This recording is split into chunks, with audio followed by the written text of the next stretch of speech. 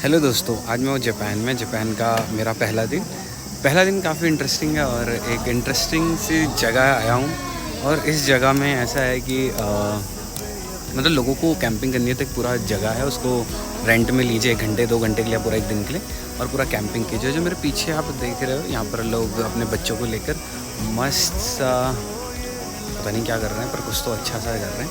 पर जापान एक खुद में बहुत अच्छी जगह है, आप भी आओ, मैं लेकर आओ।